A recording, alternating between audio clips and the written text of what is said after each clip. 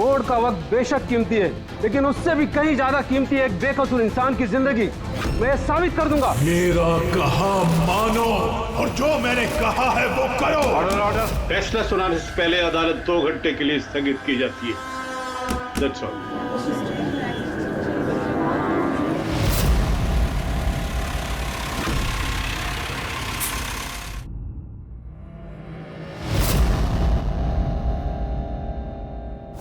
श्रीकांत, तुम्हें उसे मारना होगा। तुम कर सकते हो ये। उसे जिंदा रहने का कोई हक नहीं है, उसका मरना जरूरी है। मार दो श्रीकांत। सर, इन लोगों का कहना है कि प्रीतिका यहाँ पर थी जब जज श्रीकांत यहाँ पर आए और उन्होंने उस पर गोली चलाई। उसके बाद वो यहाँ पर आकर खुद को गोली मार दी। उस वक्त मतलब जब ये सब हो रहा था, उस वक्त यहाँ पर जो लोग थे वो कहाँ है? वो लोग कोर्ट रूम में।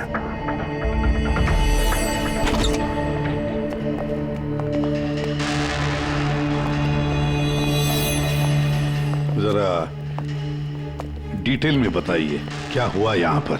सर, एक केस की सुनवाई चल रही थी। जज श्रीकांत जी की हालत कुछ ठीक नहीं लग रही थी। उन्होंने 2 घंटे का रिसेशन लिया और अचानक चेंबर में आए और उन्होंने अपने आप को और प्रीतिका को गोली मार दी। लेकिन वो गन तो रखते ही नहीं थे। उनके पास गन कहां से आई? ये तो हमें भी नहीं पता सर कि गन आई कहां से, लेकिन गन उनके पास थी जरूर सर। तो गन का इंतजाम पहले से कर रखा था। लगता है जज साहब ने पूरी प्लानिंग की थी कृतिका का खून करने की। लगता तो ऐसे ही है। वैसे जज साहब की इस केस में कोई पर्सनल इन्वॉल्वमेंट थी? नहीं सर, ऐसा तो कुछ भी नहीं था। कृतिका के साथ कोई व्यक्तिगत दुश्मनी? जज साहब तो बहुत ही सुलझे हुए इंसान थे सर। केस के हर एक पहलू पर बहुत ही बारीकी से गौर करते थे सर। मुझे पिछले कई दिनों से लग रहा था कि कुछ ना कुछ गलत जरूर है उनके साथ। मैम, क्या जज साहब की तबीयत ठीक नहीं थी? वो तो मुझे नहीं पता, लेकिन हाँ, उनको कुछ अजीब अजीब सी आवाजें सुनाई दे रही थी। वो सब हम एक बार। आ जाइए श्रीकांत, खाना लगा रही हूँ।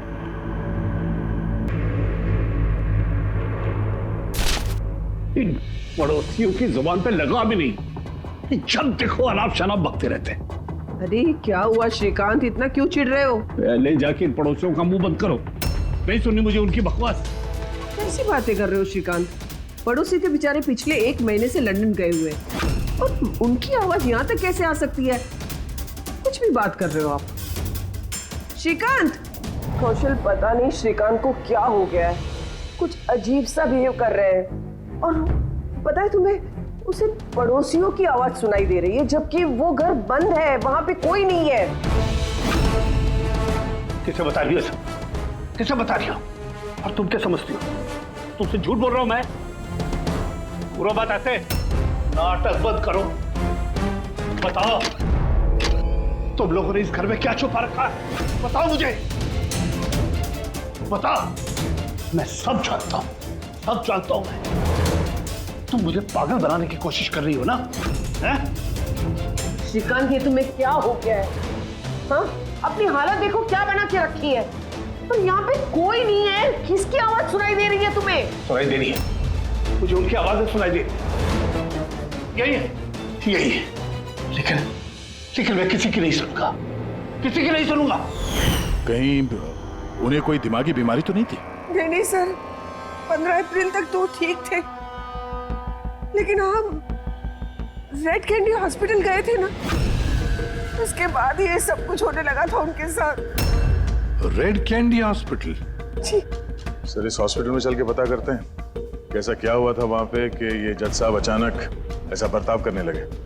सर, इस केस में आखिर बचा ही क्या है? जिस आदमी ने खून किया उसी ने अपने आप को मार लिया। वही तो पता लगाना है ना फ्रेडी, वही तो पता लगाना है कि एक जज ने अपने सामने वाले आरोपी को गोली क्यों मार दी, खून क्यों किया, और तो और उसके बाद में अपने आप पर भी गोली चलाई। क्यों?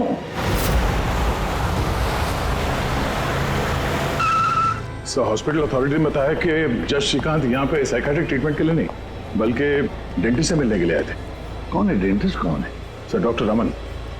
हेलो सर, बताइए मैं आपकी क्या मदद कर सकता हूँ। फिलहाल तो आप डॉक्टर रमन को बुलाइए और उनके असिस्टेंट को भी। डॉक्टर रमन, 15 अप्रैल को जज श्रीकांत आपसे मिलने आए थे ना यहाँ? जी हाँ सर, लेकिन सर उनकी मौत से मेरा क्या लेना देना? मुझसे सवाल क्यों? देखिए, हम बस ये जानना चाहते हैं, जब वो आपसे मिले थे तो वो दिमागी तौर से बीमार लग रहे थे? नो सर, मुझे तो ऐसा कुछ नहीं लगा। सर, उनको दिमाग की कोई बीमारी नहीं है और 9 साल से डॉक्टर रमन के पेशेंट है वो। 9 साल से? मतलब आप लोग उसके बारे में बहुत कुछ जानते होंगे।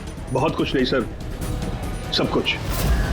कुछ और क्या जानते हैं, जरा बता सकते हैं? सर, अभी बताने के लिए तो सिर्फ इतना ही है कि वो बहुत शॉर्ट टेम्पर्ड थे, बहुत जल्दी उन्हें गुस्सा आ जाता था, but he was not delusional. अगर उन्हें कोई दिमागी बीमारी नहीं थी तो फिर उन्हें वो आवाजें क्यों सुनाई दे रही थी? क्या हुआ क्या था उन्हें? पर सर, आप इसमें मेडिकल एक्सप्लेनेशन क्यों ढूंढ रहे हैं? हम लोग इतने मेडिकल एक्सप्लेनेशन क्यों ढूंढ रहे हैं? दया, कोई भी आम इंसान ऐसे ही अचानक से उठकर किसी पर गोली चलाता है, क्या ये नॉर्मल हो सकता है? नहीं, कुछ ना कुछ तो गड़बड़ जरूर है। कुछ तो हुआ है, पर क्या?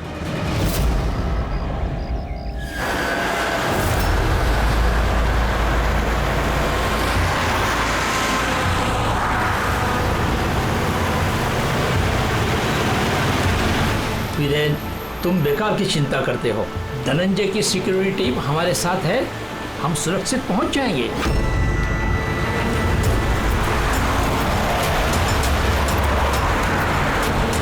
वो बात तो ठीक है, लेकिन आपको धमकियां मिल रही हैं। देखो वीरेन, हमारे कामों में धमकियां मिलती रहती है और ऐसी धमकियों से मुझे डर नहीं लगता है।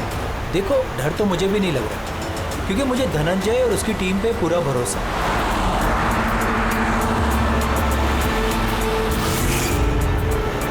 सर, हमने हॉल के 500 मीटर तक लोगों के जाने पर रोक लगा दी है और हर जगह सीसीटीवी से निगरानी की जा रही है। ये बहुत आसान है धनंजय, कायर मत बनो। हम जानते हैं इस काम को तुम पूरा करोगे, वो भी अपने हाथों से। तुम सुन रहे हो ना धनंजय? तुम बुज़दिल नहीं हो, नहीं हो तुम बुज़दिल। कायर मत बनो, इस काम को तुम पूरा करोगे। सर, क्या बता रहे थे तुम ब्लॉक बी के अरेंजमेंट के बारे में? सर, मैं ब्लॉक बी के बारे में बात नहीं कर रहा था। सर, आप ठीक है ना? आपकी तबीयत कुछ खराब लग रही है। मेरी तबीयत ठीक है, मैं ठीक हूँ।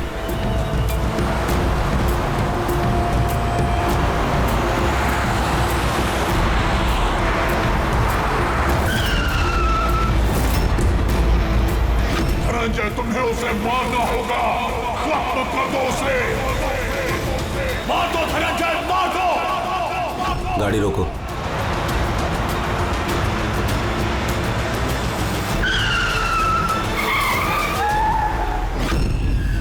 ये इसने गाड़ी क्यों रोक दी? सर, क्या हुआ? शाबाश धनंजय, अपना मिशन पूरा करो। मार दो उसे। याद रहे धनंजय, तुम कायर नहीं हो, तुम ये कर सकते हो। धनंजय यहाँ क्यों आ रहा है? मार दो धनंजय, उसे गोली मार दो। सोचो मत। मैं देखता हूँ। ओके। क्या बात है धनंजय, गाड़ी क्यों रुकवा दी? धनंजय, मारो गोली।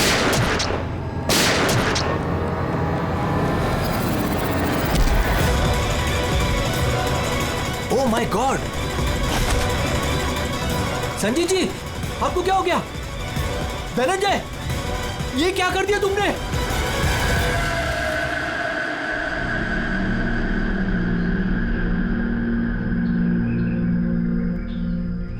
नेताजी के सिक्योरिटी का इंचार्ज वही था? जी सर, धनंजय जी वही इंचार्ज थे। कमाल है सर, जिसे बॉडीगार्ड रखा है उसी ने मार दिया। नेताजी को मारने की कोई खास वजह? सर, ये तो धनंजय जी ही बता पाएंगे। ऐसे ही बात बताओ, गोली अंदर मारी या बाहर से? सर, बाहर से मारी, कार के। धनंजय, धनंजय, सदमे में लगता है सर। तुम लोग जा कहाँ रहे थे? सर नेताजी की चिल्ड्रन फाउंडेशन की मीटिंग थी, वहाँ जा रहे थे। हमारी गाड़ी आगे थी और नेताजी की कार पीछे, और मैं धनंजय जी से नेताजी की सिक्योरिटी के बारे में बात कर रहा था, पर ये मेरी बातों में ध्यान नहीं दे रहे थे और कुछ खोए खोए से लग रहे थे सर। इनके चेहरे में एक अजीब सी बेचैनी थी। मैंने उनसे पूछा कि क्या हुआ, तो कुछ बहकी सी बातें करने लगे। सर जज श्रीकांत के साथ भी तो ऐसे ही हुआ था। कहीं ये दोनों केस एक जैसे तो नहीं है? और कोई साथ में था नेताजी के? वीरेन जी सर। वीरेन जी? जी सर। आप नेताजी के साथ थे ना? हाँ सर, मैं ही था। नेताजी ने आपको कुछ बताया इस धनंजय के बारे में? सर नेताजी हमेशा धनंजय की तारीफ किया करते थे। उनकी जान को खतरा था। अभी कुछ दिन पहले ही धनंजय ने उनकी जान बचाई थी। बड़ी अजीब बात है सर, कुछ दिन पहले जिस आदमी ने नेताजी की जान बचाई, आज उसी ने उनका खून कर दिया। एक गोली मारने के बाद धनंजय ने भागने की कोशिश की? नहीं सर, खुद को गोली मारने की कोशिश की थी। सब बड़ी मुश्किल से सिक्योरिटी वालों ने उन्हें रोका था सर। कमाल है सर, जज श्रीकांत ने खून करने के बाद अपने आप को गोली मार दी, और इसने भी अपने आप को गोली मारने की कोशिश की। काम करते हैं, धनंजय को ब्यूरो ले चलते हैं, वहीं से उससे पूछताछ करेंगे। और फिर एक बात समझ में नहीं आ रही है दया, खून करने के बाद खूनी अपने आप को गोली मार लेता है, क्यों?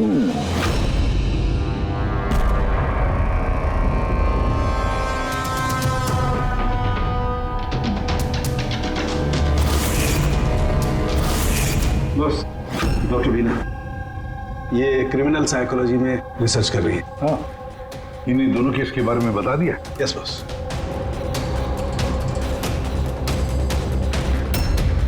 मेरा बेटा कहाँ है?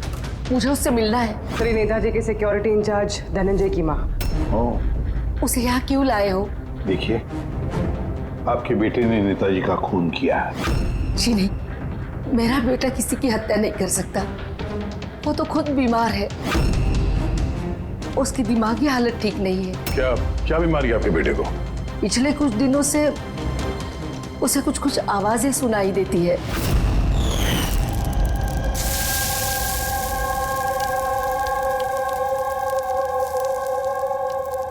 धनंजय, क्या बात है बेटा? बड़े परेशान लग रहे हो। ऑफिस में कोई प्रॉब्लम है क्या? कोई टेंशन? 2 दिनों से तुम मेरे साथ भी ठीक से बात नहीं कर रहे हो। कोई तो है यहाँ। सुनो ना, मैं तुम्हारी फेवरेट सब्जी बना रही हूँ, पालक की। इस घर में कोई तो है जो मुझसे बात कर रहा है। अरे मैं ही तो बड़बड़ा रही हूँ, दूसरा कौन बात करेगा घर में? कोई तो है हमारे अलावा इस घर में जो मुझसे बात कर रहा है। माँ, कोई तो है इस घर में हमारे अलावा। माँ, मुझे अजीब सी आवाजें सुनाई दे रही हैं। कोई मुझसे बात कर रहा है। हम दोनों के सिवा कोई नहीं है बेटा घर में। कोई है जो मुझसे बातें कर। बंद हो गई आवाज, फिर से आ रही है। कोई तो है माँ। कोई नहीं है, कोई नहीं है। अरे कोई तो है माँ यहाँ पर। कोई नहीं है बेटा, तुम यहाँ आ जाओ। लगता है तुम्हारी तबीयत ठीक नहीं है, हमें डॉक्टर के पास जाना चाहिए। लेकिन ऐसा तो स्किज़ोफ्रेनिया में होता है। स्किज़ोफ्रेनिया? हाँ, जैसे कि आप सभी लोग जानते हैं कि स्किज़ोफ्रेनिया एक मानसिक बीमारी होती है।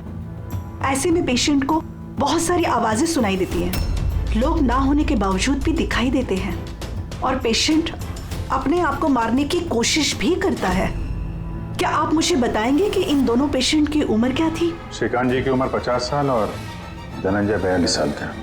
लेकिन इस उम्र में स्किज़ोफ्रेनिया नहीं होता। क्या मैं उनसे मिल सकती हूँ? मुझे पेशेंट से बात करनी है। हाँ बिल्कुल, पूर्वी।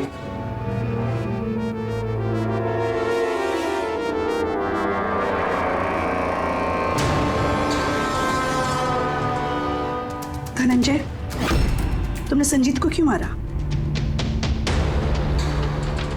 मैं कुछ पूछ रही हूँ। धनंजय, तुमने संजीत को क्यों मारा? मुझे कुछ आवाजें सुनाई दे रही थी जो मुझे उकसा रही थी। कह रही थी कि मैं बुज़दिल हूँ, कायर हूँ, मैं किसी का खून नहीं कर सकता। और उस आवाज ने मुझे इतना उकसाया कि मैंने खून कर दिया।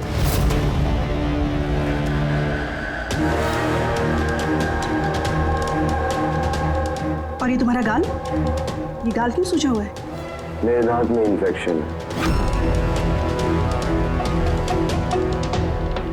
जज श्रीकांत, उनके दांत में भी इन्फेक्शन था सर। मेरे बेटे के भी दांत के इलाज के बाद ही उसकी तबीयत खराब रहने लगी। क्या? दांतों का इलाज करवाया उसके बाद में तबीयत खराब हो गई? किस डेंटिस्ट के पास इलाज करवा रहा था वो? Doctor Raman, red candy hospital. Red candy hospital गए थे ना, उसके बाद ये सब कुछ होने लगा था उनके साथ। है ना बड़ा अजीब कोइंसिडेंस।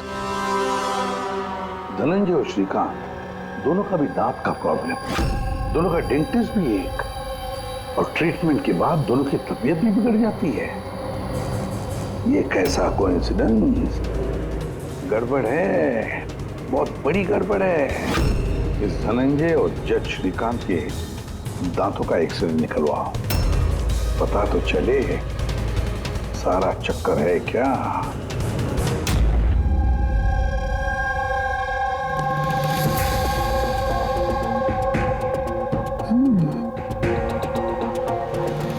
ये क्या हो सकता है?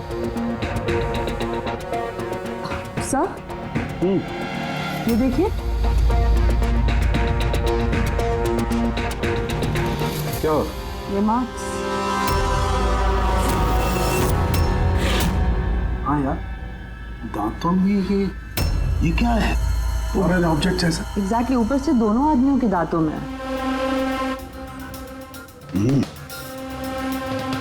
दोनों आदमियों के दांतों में कुछ फॉरेन बॉडी जैसा कुछ।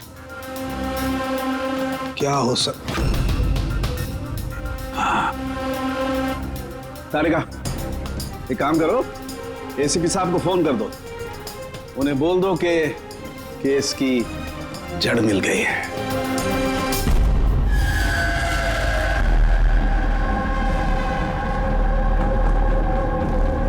ये देखो बॉस, दोनों के दांतों में इस तरीके की चिप। ये तो बग है। हाँ, ये बग ही है।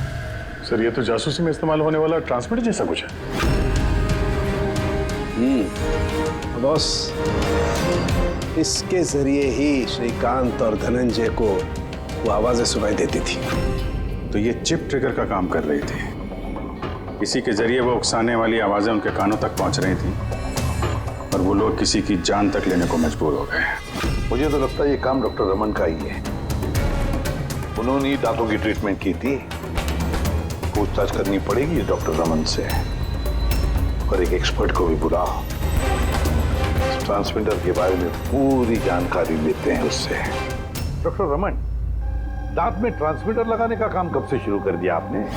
ट्रांसमीटर? हाँ, किस ट्रांसमीटर की बात कर रहे हैं आप सर? उसी ट्रांसमीटर की बात कर रहे हैं जो जज श्रीकांत और सिक्योरिटी ऑफिसर धनंजय के दांत में फिट किया गया था। देखिए, मेरा यकीन कीजिए, मैंने कोई ट्रांसमीटर नहीं लगाया है। ये क्या बकवास कर रहे हैं आप? डॉक्टर साहब, दांतों में ट्रांसमीटर क्यों लगवाएंगे? सर, आप हमारे हॉस्पिटल को बर्बाद करने पे तुले हैं। डॉक्टर रमन हमारे हॉस्पिटल के जिम्मेदार डॉक्टर हैं सर। ये इस तरह का काम हरगिज नहीं कर सकते। और इस तरह का काम यहाँ पे हुआ तो है। हमें श्रीकांत और धनंजय के दांत से ये ट्रांसमीटर मिला है, और इन्हीं ट्रांसमीटर्स की वजह से वो दोनों भी स्किज़ोफ्रेनिक बन गए। सर, वो दोनों मेरे बहुत पुराने पेशेंट हैं। श्रीकांत 9 साल और धनंजय 2 साल। सर, भला मैं अपने पेशेंट के साथ ऐसा क्यों करूं? ये तो आप बताइए ना, क्यों लगाया ट्रांसमीटर? मेरा यकीन कीजिए, मैंने कोई ट्रांसमीटर नहीं लगाया। क्योंकि डॉक्टर रमन के पास ट्रांसमीटर बनाने और उससे मोलार इम्प्लांट्स की ट्रेनिंग ही नहीं है। ये सिर्फ डॉक्टर हैं, दांतों के अच्छे डॉक्टर। और सर, हम यहाँ पे दांत लगाते हैं, बनाते नहीं। दांत तो बाहर से ऑर्डर देने पे आता है। कहाँ से ऑर्डर करते हैं आप ये दांत? डेंजा बायोकेयर। डेंजा बायोकेयर। रेडी पंकज, डॉक्टर रमन की चेम्बर्स अच्छी तरह से चेक करो, एक एक कोना छान मारो। और कितने लोगों के दांत इम्प्लांट किए हैं? जी, लगभग 20 लोगों का। अच्छा, तो सभी लोगों के नाम और पता चाहिए हमें। दया सर, हो सकता है इन 20 लोगों की जान को खतरा हो।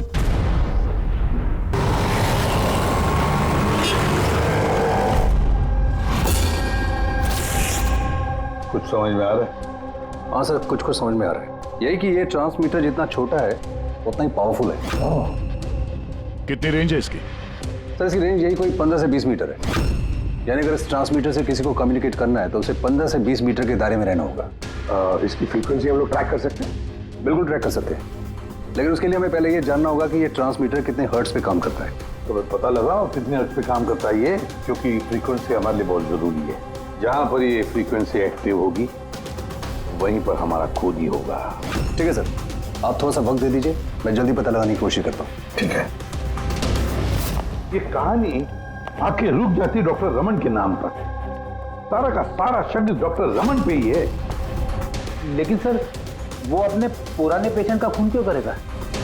हाँ सर, हॉस्पिटल एडमिनिस्ट्रेटर बता रहा था कि ऐसा ट्रांसमीटर बनाने की काबिलियत डॉक्टर रमन में नहीं है। तो शक के घेरे में तो ये कविता और वीरेन भी है। हो सकता है इनमें से किसी ने मारा हो सकता है, बिल्कुल हो सकता है, लेकिन ये जो भी है वो 15 और 20 मीटर के दायरे में ही काम कर रहा है। उन 20 लोगों के बारे में क्या पता चला? नहीं सर, उनका आपस में कोई कनेक्शन नहीं है। यहाँ तक कि श्रीकांत और धनंजय ये भी एक दूसरे को नहीं जानते थे। फिर भी अभी उन 20 लोगों से जाकर मिलो, उनसे पूछो क्या उनके साथ भी वैसे हो रहा था जैसे धनंजय और श्रीकांत के साथ हो रहा था क्या? और एक बात, लॉर्ड चेंबर और चेंबूर पता लगा वहां पर कितने सेलफोन एक्टिव थे उस खून के दौरान। और देख उस दांत बनाने वाली कंपनी में जाकर पूछताछ करो, देखो कौन हो सकता है जो दांत में ट्रांसमीटर फिट कर सकता है।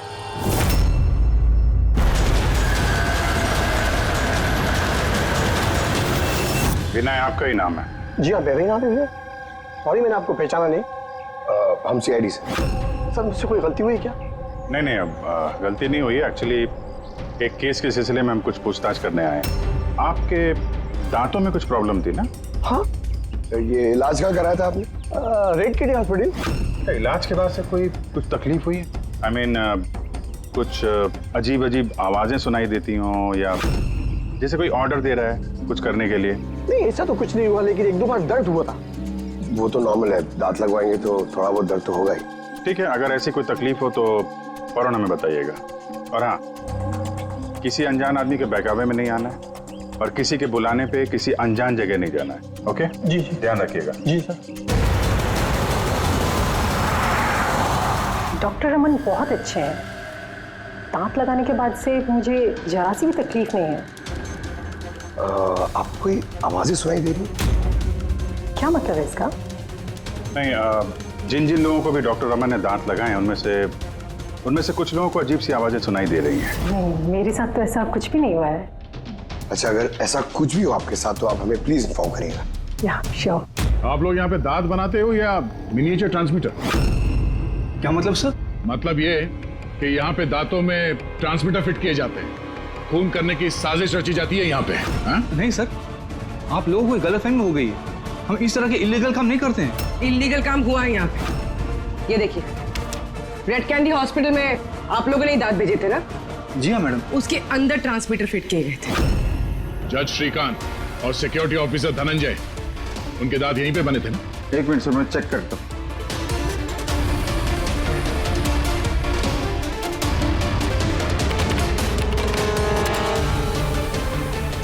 हाँ सर, दांत तो यही बने हैं, लेकिन अगर वो हमारी एम्प्लॉय रूपाली होती जिसने ये दांत बनाए हैं तो सच्चाई पता चल जाती। कहाँ है आपकी वो एम्प्लॉय रूपाली? वो तो कल रात गुजर गई। कैसे गुजर गई? उसे अस्थमा अटैक हुआ था, लेकिन हैरानी की बात तो ये है कि उसे कभी अस्थमा था ही नहीं। जी हाँ सर। उसके घर का एड्रेस देना सर। दांत कब लगवाया आपने? सर 2 महीने हो गए। कोई प्रॉब्लम हुई आपको? नहीं, कोई प्रॉब्लम नहीं सर, जब से दांत लगाया सब ठीक है सर। कुछ आवाजें सुनाई दे रही हो अजीब अजीब सी? नहीं सर, पर हुआ क्या सर? देखिए, रेड कैंडी हॉस्पिटल में जितने लोगों ने भी ट्रीटमेंट कराया उन्हें कुछ प्रॉब्लम्स हो रही हैं और उनमें से 2 जन की तो मौत भी हो चुकी है। सर मैं मरना नहीं चाहता सर। नहीं, आप घबराइए मत, ऐसा कुछ नहीं है। आपको कभी भी ऐसी कोई प्रॉब्लम हो कि कुछ अजीब अजीब सी आवाजें सुनाई दे रही हो या फिर कोई ऐसा आदमी दिख रहा हो जो है नहीं, मतलब दूसरे बोल रहे हैं कि किससे बात कर रहे हो, तो अगर ऐसा कभी हो तो फौरन हमें कांटेक्ट करिएगा। और कितने लोग बचे पंकज? सर चेक करने के लिए और 5 लोग बचे हैं सर। 5 को भी जल्दी से जल्दी चेक करना होगा। क्या पता उस हत्यारे का अगला निशाना इन्हीं में से कोई हो। हाँ सर।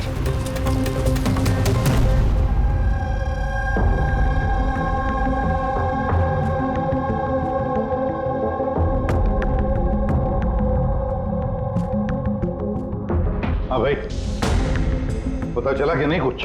सर मैं ऑलमोस्ट पहुंच गया, बस थोड़ी सी देर और सर। हाँ फ्रेंड, जज श्रीकांत और संजीत का संबंध है सर। अच्छा, कैसा संबंध है? सर ये केस फाइल देखिए। 2009 में एक डॉक्टर रिसर्च कर रहे थे, लेकिन उसकी ग्रांट नेताजी संजीत ने कैंसिल कर दी। और इस डॉक्टर का प्रैक्टिस करने का लाइसेंस कैंसिल किया नेताजी संजीत ने, और उसे सजा सुनवाई जज श्रीकांत। नाम है डॉक्टर ललित। सर ये डॉक्टर ललित है कौन? पता लगाना पड़ेगा ये डॉक्टर ललित है कौन और किस बात पर रिसर्च कर रहा था। तो आपकी बेटी ने टूथ इम्प्लांट करवाया था? हाँ, अभी 2 दिन पहले ही कराया था इम्प्लांट रेड कैंडी हॉस्पिटल से। सर जिस दिन से टूथ इम्प्लांट करवाया है, अजीब अजीब बातें करती है और बहुत डरी हुई भी है। मॉम, क्या हुआ, कुछ चाहिए? कोई आया क्या घर में? कोई भी तो नहीं। नहीं मॉम, कोई तो है घर में। मैं हूँ, तुम हो, और पापा तो हांगकांग में है, और कोई आएगा तो बेल बजाएगा ना। बेल भी तो नहीं बजी है। पता नहीं मॉम क्या हो रहा है, जब से सोकर उठी हूँ ऐसा लग रहा है कि घर में कोई है और मेरे बारे में अजीब अजीब सी बातें कर रहे हैं मुझसे। समझ में नहीं आ रहा है। मेरी तबीयत तो ठीक है।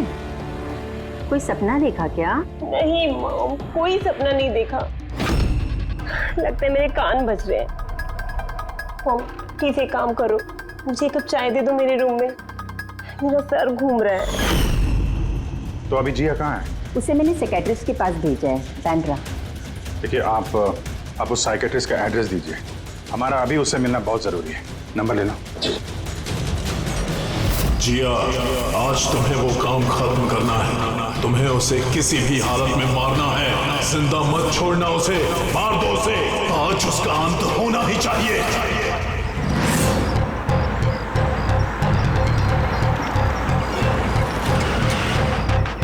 कहाँ जाएंगे मैडम?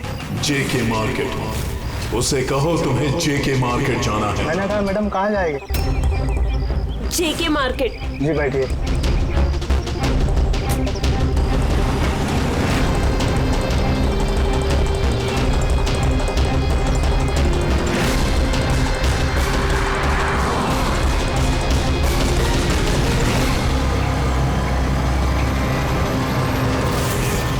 तुम डरपोक हो तुम, कुछ नहीं कर सकती तुम, 1 नंबर की डरपोक हो। झूठ, मैं डरपोक नहीं हूँ और मैं किसी को नहीं मार सकती। मैडम आपने मुझसे कुछ कहा? हाँ, अब नहीं, मैंने कुछ नहीं कहा। नहीं, कुछ नहीं कहा मैंने। मैं कहाँ बात कर रही हूँ?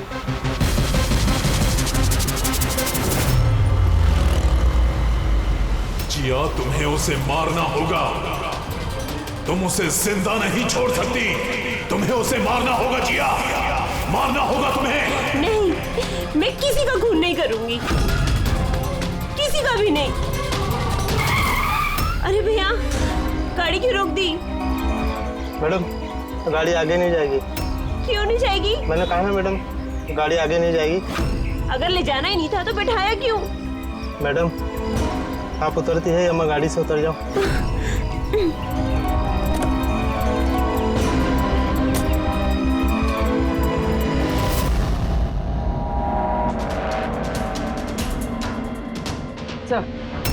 सर वॉचमैन और पड़ोसी बता रहे थे कि रूपाली यहाँ 3 महीने पहले शिफ्ट हुई थी और अकेली रहती। फिर चेक करते हैं अच्छी तरह से।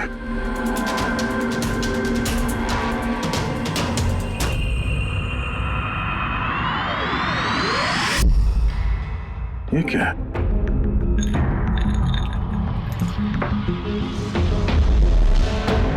इतने सारे ईयर ट्रांसमीटर्स।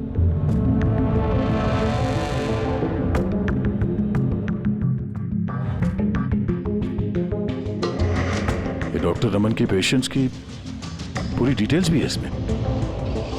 ये देखो।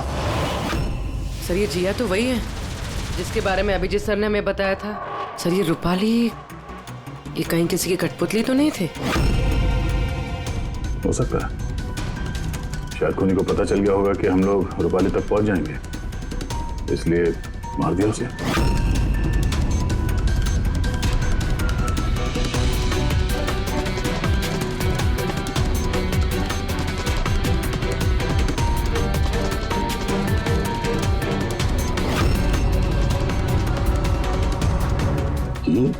ये नेताजी, संजीत, वीरेन और जिया, इन तीनों के चेहरे पे रेड सर्कल। नेताजी के चेहरे पे क्रॉस मारा हुआ। नेताजी तो मारे गए, अब बचे ये वीरेन और ये जिया। मतलब अगला नंबर इनका है।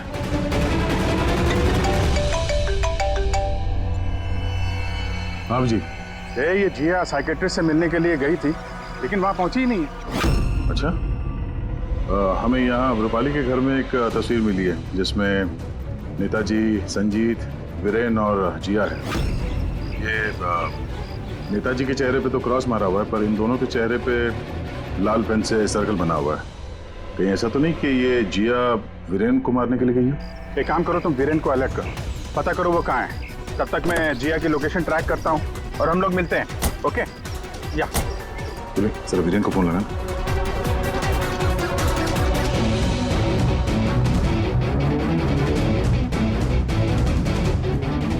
सर वीरेन का फोन तो बंद है। सर मिल गया। हाँ सर, ये ट्रांसमीटर 1.8 मेगाहर्ट्ज से 2 मेगाहर्ट्ज के बीच में काम करता है। ग्रेट, 1.8 मेगाहर्ट्ज से 2 मेगाहर्ट्ज पर। हाँ सर। मेरी बात ध्यान से सुन लो। हाँ, पहले तो फ्रेडी ने कमाल कर दिया है। हाँ, रिसर्च करके ऐसा नाम निकाला है जिसका कनेक्शन इस नेताजी संजीत और जज श्रीकांत के साथ है। उस आदमी का नाम है डॉक्टर ललित। हाँ, डॉक्टर ललित। यस, मुझे तो ये डॉक्टर ललित ही बहुत गड़बड़ लग रहा है दया। मुझे तो उसी पे शक होने लगा है, क्योंकि डॉक्टर ललित का कुछ साल पहले इस नेताजी संजीत ने प्रैक्टिस करने का लाइसेंस कैंसिल कर दिया था, और फिर इस डॉक्टर ललित को जज श्रीकांत ने सजा सुनवाई। और हुआ क्या? पहले खून हुआ जज श्रीकांत का, और फिर उसके बाद में नेताजी संजीत मारा गया। ये खून कौन कर सकता है? ये डॉक्टर ललित ही कर सकता है। उसी का कनेक्शन है इन दोनों के साथ। बस अब डॉक्टर ललित जिस फ्रीक्वेंसी पर ऑपरेट करता है वो फ्रीक्वेंसी भी पता चल गई। हाँ, टेक्नो एक्सपर्ट ने ये बता दिया है, 1.8 मेगाहर्ट्ज से लेके 2 मेगाहर्ट्ज तक। बस अब इस फ्रीक्वेंसी पर हम टैप करेंगे डॉक्टर ललित को। पता चलेगा ये डॉक्टर ललित किस किस से बात करता है और क्या बातें करता है। और दया, ये रेडियो फ्रीक्वेंसी 1.8 मेगाहर्ट्ज से 2 मेगाहर्ट्ज हमारे सारे पुलिस स्टेशन और रेडियो लाइन्स को बता दो। अब देखते हैं कब तक भागता है ये डॉक्टर ललित।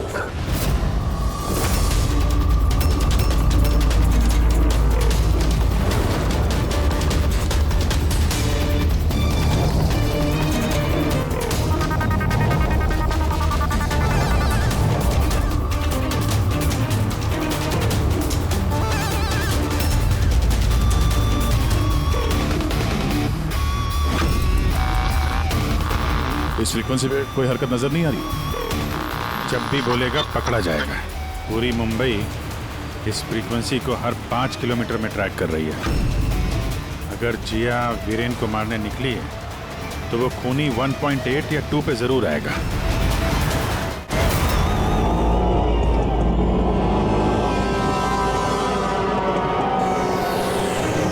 जाओ जिया, अपने काम को अंजाम दो। ये कौन हो सकता है जो संजीत के खूनी के बारे में मुझे बताने के लिए यहाँ बुलाया है? जिया, उसे मारना होगा तुम्हें। उसे जिंदा रहने का कोई हक नहीं है।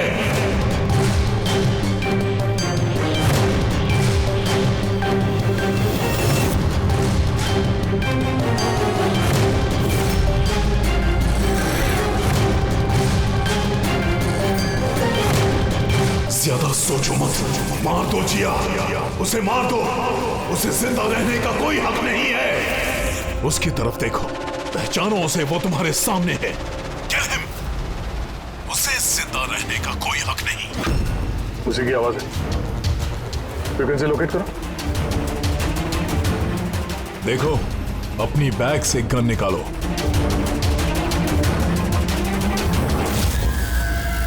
जिया, तुम कायर नहीं हो। Shoot him, shoot him. Location क्या बता रहा है सर? जेडी मार्केट मरोल दिखा रहा है।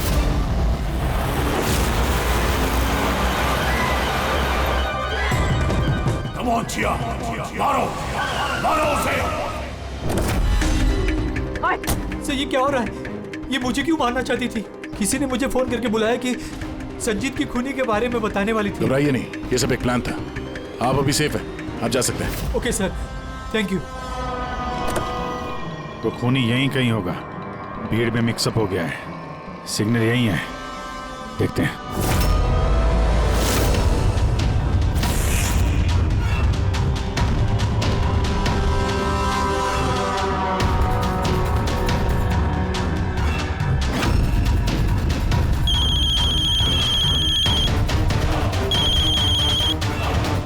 हेलो, अभिजीत बोल रहा हूँ। कभी हमसे भी मिल लिया करो। अरे इधर उधर क्या देख रहा है? तेरे पीछे हूँ। डॉक्टर ललित,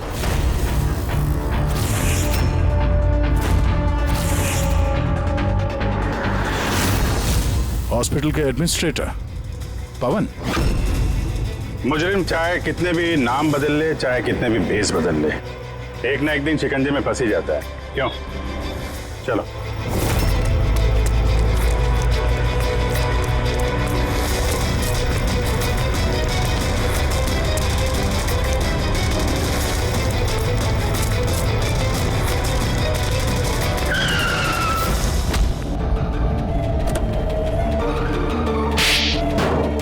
जज श्रीकांत और नेताजी संजीत, इन लोगों का खून क्यों करवाया तुमने? उससे बदला लेना चाहता था। बदला? लोगों ने मेरी जिंदगी बर्बाद कर दी थी। कैसा बदला? मैं एक होनहार डॉक्टर हूँ। मैं स्किज़ोफ्रेनिया नाम की बीमारी पर उसके ट्रीटमेंट के लिए एक्सपेरिमेंट कर रहा था, वो भी वर्थलेस लोगों पर। मेरी असिस्टेंट जिया ने एचओडी वीरेन को कंप्लेन कर दी और एचओडी वीरेन ने नेताजी संजीत से मेरी ऑफिशियल कंप्लेंट कर दी। और नेताजी संजीत ने तुम्हारा ये एक्सपेरिमेंट रुकवा दिया? हाँ, मेरा प्रोजेक्ट बीच में ही रुक गया। तो फिर जेल किस लिए गए थे तुम? मेरी लापरवाही की वजह से एक आदमी की मौत हो गई थी। जज श्रीकांत ने मुझे बिना कुछ सोचे समझे 10 साल की सजा दे दी। मेरे डॉक्टर होने का रुतबा छीन गया मुझसे। तो इन लोगों को मार के अपना खोया हुआ रुतबा हासिल कर रहे थे तुम। रमन और रूपाली, इन दोनों का क्या इन्वॉल्वमेंट था? जेल से बाहर आने के बाद मैंने अपने दुश्मनों को ट्रैक करना शुरू कर दिया। मैं उनके अंदर एक डिवाइस फिट करना चाहता था जिससे उनको कुछ पता ना लगे। डॉक्टर रमन और रूपाली मेरी इसमें मदद कर रहे थे। उन लोगों ने कैसी मदद की? जब श्रीकांत और जिया को दांतों में प्रॉब्लम थी, वो अपने चेकअप के लिए डॉक्टर रमन के क्लिनिक पे जाते थे। नेताजी संजीत के दांतों में कोई प्रॉब्लम नहीं थी, बल्कि उनके बॉडीगार्ड धनंजय को दांतों में प्रॉब्लम थी। मैंने उसे फ्री डेंटल चेकअप का लालच दिया और डॉक्टर रमन के क्लिनिक पे भेज दिया।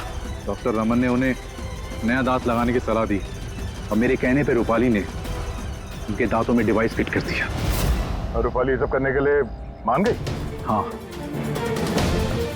क्योंकि मैं रूपाली से प्यार करता था। हम दोनों ने मिलकर एक डेंटल क्लिनिक खोला था। रूपाली इस काम में मेरी मदद कर रही थी। तो फिर उसका खून क्यों किया तुमने? क्योंकि जब श्रीकांत और नेताजी के मरने से आप उस तक पहुंच जाते और वो मेरा नाम ले देती, इसलिए मैंने उसे हमेशा हमेशा के लिए चुप करा दिया। फिर बदला लेने के लिए क्या कुछ नहीं किया तुमने? इतनी सफाई से खून किए, तो फायदा क्या हुआ? आखिर में पकड़े गए ना? मेरा मिशन किसी को मारना नहीं था सर, मैं बस अपने आप को जीनियस साबित करना चाहता था।